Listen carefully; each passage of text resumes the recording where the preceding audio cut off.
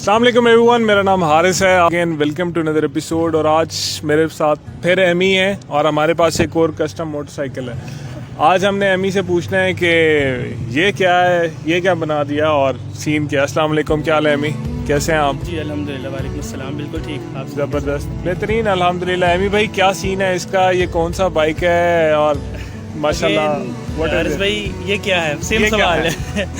अल्हम्दुलिल्लाह अगेन एक और बाइक के साथ सब यूनिक चीज़ है कि जो जल्दी जज नहीं होती किसी से। बिल्कुल। तो जो कस्टमर हैं इसके, जो भाई हैं बड़े अच्छे ऑनर हैं, वो भी उनका भी यही था कि जो है ना कुछ ऐसा किया जाए जो बाइक जल्दी जज ना हो, कुछ यूनिक चीज़ हो जो स्टैंडर्ड से थोड़ा सा हटके हो। ओके, ठीक है, स्टैंडर्ड बाइक्स तो ऑलरेडी बहुत ज़्यादा। ठीक है, तो कुछ ऐसी चीज़ों को जो अफोर्डेबिलिटी भी अच्छी हो उसकी, और जो है ना पार्ट्स भी अवेलेबिलिटी हो, और सारी जो चीज़ें ना वो अच्छी हो। तो सर ये बेसिक बाइक है road master CD200 road master. इसको कौन नहीं जानता, ऑब्वियसली बहुत लोग पहचान भी चुके होंगे अब तक। तो लेकिन इसको अपनी आइडेंटिटी से हटा के इसको सिंगल सीटर बॉबर में कन्वर्ट किया गया। ओके, ठीक है, उसकी वजह ये थी कि कहीं इसके एक तो उनको लुक इसकी पसंद नहीं थी, उसके अलावा जो है ना लुक के अलावा जो ऑनर है इसके, उनको लुक से ज़्यादा पसंद नहीं थी, उसके अलावा इसके पार्ट्स फाइंड जो है ना सोर्स आउट करना बहुत बड़ा मुश्किल था। पार्ट्स नहीं इसके मिलते थे। ठीक है, तो वो कहते हैं कि क्यों ना एक कस्टमाइज भी हो जाएगा और एक अंदर जो स्ट्रक्चर बाइक है, जो मेजर चीज़ है वो भी वही रहेगी कि होंडा रिलायबल चीज़ है। ठीक है, तो फिर ये जो बाइक था उनके पास, तो इस पे हमने काम करना शुरू किया। अच्छा, ये इसकी भी काफ़ी चीज़ें still it is under construction और जी, थोड़ा सा टाइम है, थोड़ा सा टाइम है, बट मेरे से नहीं रहा गया कि यार इसकी वीडियो बनानी है। बिल्कुल। ओके, तो मतलब उसमें तो एलॉय रिम्स नहीं आते थे, इसके अंदर एलॉय रिम्स है, इसमें डिस्क ब्रेक लगी हुई है। ये किस बाइक के एलॉय रिम्स हैं? सस्पेंशन किस बाइक का है? सर इसका सस्पेंशन जो रेयर पर लगा हुआ है वो हाइड्रोलिक शॉक्स हैं, जो एयर वाले होते हैं। ठीक है, उसके अलावा जो फ्रंट है वो इसका स्टैंडर्ड है, क्योंकि वो ज़रा छेड़ने से फिर फ्रेम हिलना पड़ जाता, तो वो हमने नहीं ज़्यादा चेंज किया। उसके अलावा सर जिसके जो लायरिम लगे हुए आगे पीछे वो हैं CB250 नाइट हॉक के, ट्रैफिक वार्डन्स के पास, ट्रैफिक वार्डन्स के होते हैं।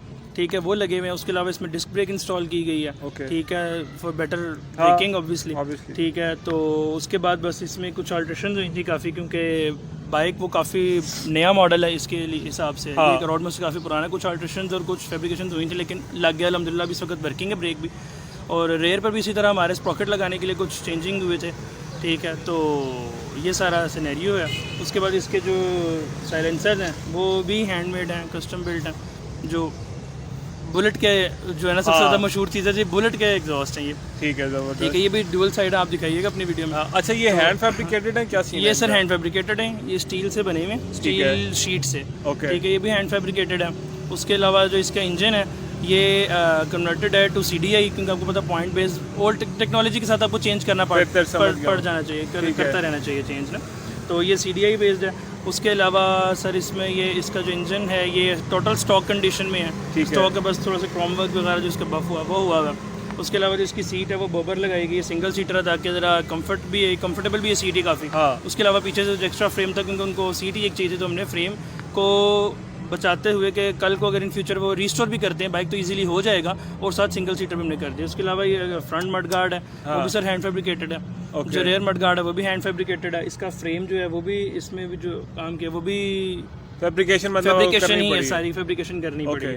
अच्छा, रोड मास्टर का सीन ये है कि इसके फैन तो बहुत ज़्यादा हैं, पर इसका नुकसान ये है कि इसके फैन बहुत ज़्यादा है। ठीक है, मतलब इसके पार्ट्स बहुत ज़्यादा महंगे हो चुके हैं। ये बाइक शायद कभी 40-45 हज़ार का मिलता था, अब तो खैर ज़माना ही बदल गया। बिल्कुल आपको ढूंढने से भी नहीं मिलता। बिल्कुल ऐसे मल्टीप्लाई बाय 10। हाँ, मल्टीप्लाई बाय 10 हो गया ऐसे ही।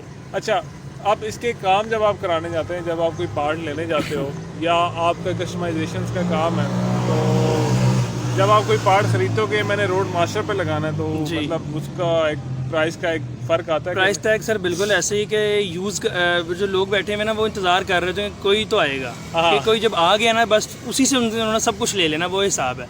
कि वो मैं बिलीव करें अक्सर लोगों से मैं सुनता रहता हूँ पार्ट्स बहुत कॉस्टली, क्योंकि हमारा तो डेली का है, तो हमें ज़रा थोड़े से मुनासिब कंट्रोल रेट्स पर मिल जाती हैं। ठीक है, लेकिन ये है कि पार्ट इसके बहुत ज़्यादा महंगे हो गए हैं। लेकिन हाँ, एक चीज़ है कि अभी तक मिल रहे हैं, अभी तक मिल रहे हैं। दुबई इंपोर्ट से अभी तक मिल रहे हैं, और जो ईच एंड एवरीथिंग अवेलेबल है आपको। ये है कि वो चाइना रेप्लिका बाइक्स की तरह नहीं है कि मिलता ही नहीं है। आप लेके एक बार आप लगा लिया, आपको बार बार उस चीज़ की ज़रूरत नहीं है। बिल्कुल। तो इसके हमारे पास ये नहीं थे, टैंक के साइड पैड्स नहीं थे, काफ़ी कुछ चीज़ें मिसिंग भी थी, तो वो हमने ली हैं, तो मिल गई हैं ईजिली, तो वो कोई इशू नहीं है। पार्ट्स मिल जाते हैं, अवेलेबिलिटी है। और इस पे काम करना कितना आसान है या कितना मुश्किल है जो आपने पहले प्रोजेक्ट देखा या जो रेगुलर आप काम करते हो GS1 के फीस का?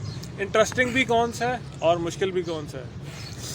इंटरेस्टिंग तो हमेशा कुछ नया करते रहते हैं तो इंटरेस्टिंग होता रहता, कुछ नया जब करते रहते हैं तो इंटरेस्टिंग बनता रहता। हाँ। उसके अलावा इस बाइक पर काम करने का वाकई ही बहुत मज़ा है और एक इस बाइक ने वाकई टफ टाइम हमें दिया है कि इसका फ्रेम ना तो जल्दी हिला है ना तो कटा है, वेल्डिंग में बहुत टाइम लगा। मतलब इसका फ्रेम बहुत सॉलिड है, आज भी बहुत सॉलिड है इसका फ्रेम, कहीं इसका रस्ट नहीं है, ठीक है, कहीं से भी जो भी हमने काम किया कहीं पे इसके रस्टिंग नहीं है, फ्रेम की बहुत सॉलिड फ्रेम है। और इंजन भी अगर आप बिल्कुल मुनासिब से इसकी जो मेंटेनेंस करते रहें तो इंजन को भी कुछ नहीं होगा, इसके बहुत रिलायबल चीज़ है ये।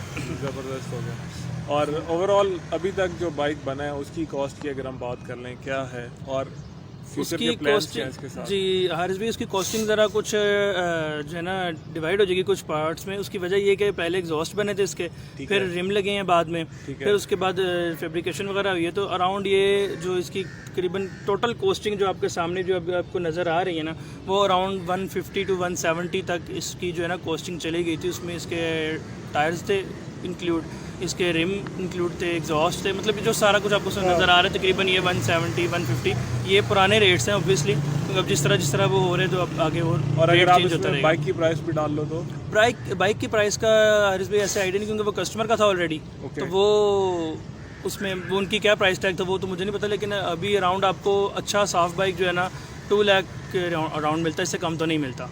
ओके ठीक है, 2 लाख के अराउंड वो मिलता है जो ट्रबल फ्री बाइक होता है, जो आप इजीली चला सकते हैं। तो ये सारा सीन है, ये सारा सीन है बिल्कुल।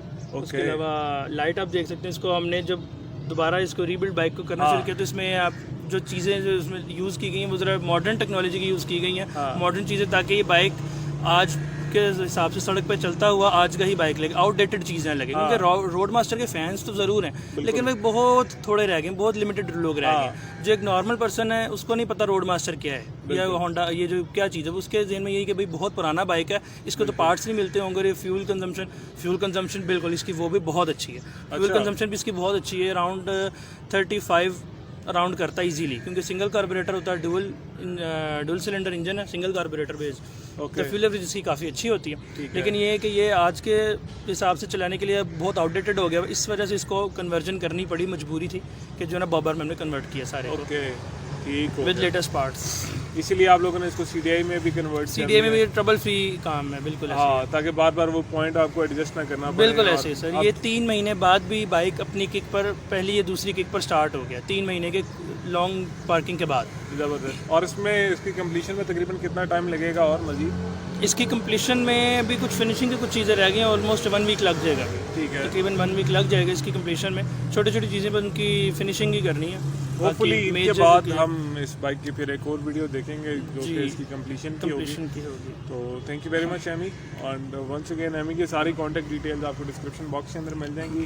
अगर आपने इनको कॉन्टैक्ट करना है, बाइक बनवानी है, मशवरा लेना है, तो भाई आपका हाजिर है। Thank you very much and will see you later इंशाल्लाह। बाय।